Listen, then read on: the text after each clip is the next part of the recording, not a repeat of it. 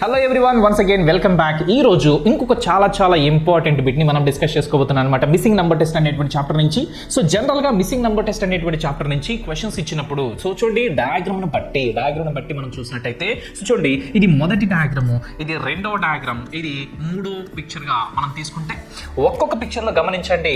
బయట అంటే 4 చిన్న నంబర్స్ ఉన్నాయి, మధ్యలో ఒక పెద్ద నంబర్ ఉంది. ఎప్పుడైనా గమనించండి, బయట 4 చిన్న నంబర్స్ ఉండి మధ్యలో ఒక పెద్ద నంబర్ వస్తే ఆ పెద్ద నంబర్ అనేది ఈ 4 చిన్న నంబర్స్ను ఉపయోగించుకోవడం వల్ల వచ్చి ఉంటుంది అనేది గుర్తుపెట్టుకోవాలి. అదే మధ్యలో ఒక చిన్న నంబర్ ఉండి బయట 4 పెద్ద నంబర్స్ ఉంటే ఆ 4 పెద్ద నంబర్స్ వల్ల ఈ చిన్న నంబర్ వస్తుంది. అది ఏ విధంగా అనేది మనం ప్రాక్టీస్ చేసిన దాన్ని బట్టి మనకు ఖచ్చితంగా చేయొచ్చు. సో చూడండి, ఫస్ట్ ఫిగర్ నుంచి మనం కనుక చూసుకున్నట్టయితే ఈ నంబర్స్ మధ్య ఉన్నటువంటి సంబంధం ఏంటి అనేది చూద్దాం. సో ఫస్ట్ సెకండ్ లో సేమ్ రిలేషన్ ఉంటుంది, అదే రిలేషన్ థర్డ్ ఫిగర్ లో అప్లై చేస్తే మన ఆన్సర్ వస్తుంది. కాబట్టి ఫస్ట్ ఫిగర్ తీసుకుంటే సో చూడండి, ఈ 8ని మనం గుణించుకున్నట్టయితే 8 ఇంటూ 8 ప్లస్ 7 ఇంటూ 5 చేస్తే 8 64 ప్లస్ 7 5 35 మొత్తం కలుపుకున్నట్టయితే మనకి ఎంత వస్తుందంటే 99 రావడం జరుగుతుంది.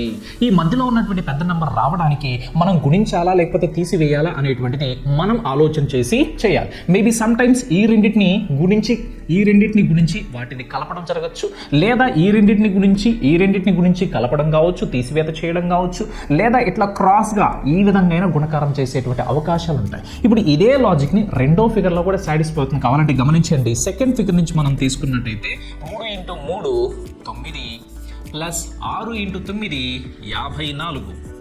రెండు కలుపుకుంటే మనకు 9 ప్లస్ 54 కలుపుకుంటే 63 వస్తుంది. సిమిలర్గా అదేవిధంగా మూడో ఫిగర్లో ఇదే లాజిక్ మనం అప్లై చేసినట్టయితే 17 ఇంటూ 7 17